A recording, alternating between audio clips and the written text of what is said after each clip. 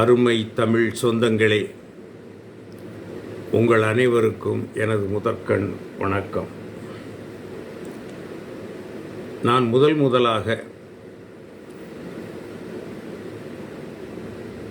ஒரு காணொளி காட்சி மூலம் உங்களை எல்லாம் சந்திக்க விரும்புவதில் மிக்க மகிழ்ச்சி.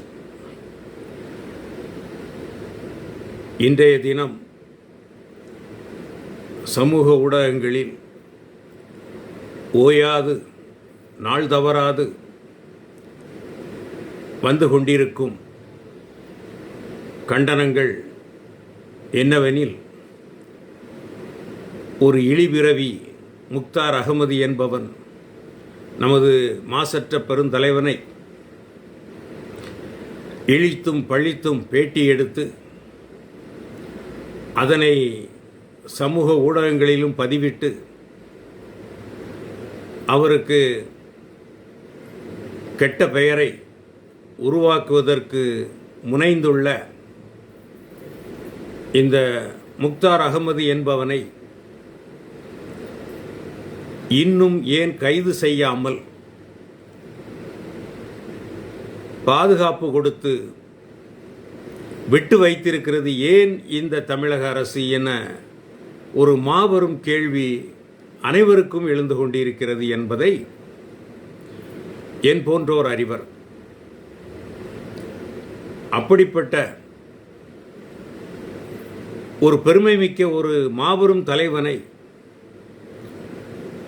நாட்டுக்கே ஏன் ஆளுகின்ற அனைத்து முதல்வர்களுக்கும் முன்னுதாரணமாய் விளங்கிச் சென்ற ஒரு பல்கலைக்கழகம், நிர்வாகத்திற்கு ஒரு பல்கலைக்கழகம் என்று சொன்னால் அது பெருந்தலைவர் காமராசரை தான் சொல்ல முடியும் என்ற அளவிற்கு சிறந்த ஒரு நிர்வாகத்தை 9.5 ஆண்டு காலம் இந்த தமிழகத்திற்கு வழங்கி தமிழகத்தை முன்னேற்ற பாதையில் கொண்டு செல்வதற்கு அத்தனை முயற்சியும் எடுத்து அதில் வெற்றியும் கண்டவர் மாபெரும் தலைவர் காமராசர் அவர்கள்.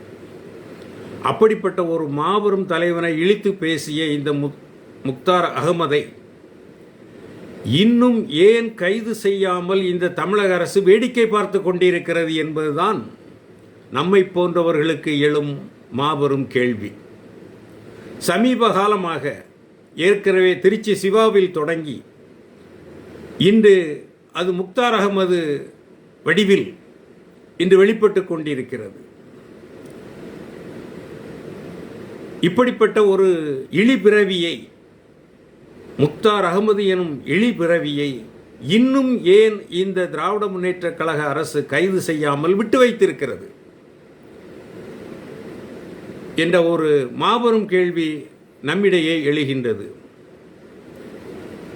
இப்போது முதல் பதிவாக நான் சொல்வதெல்லாம், உடனடியாக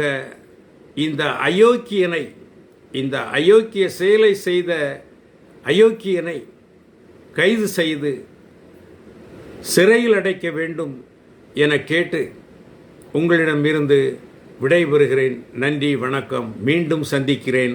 இன்னும் பல பதிவுகள் இனி வரிசையாக தொடரும். நன்றி, வணக்கம்.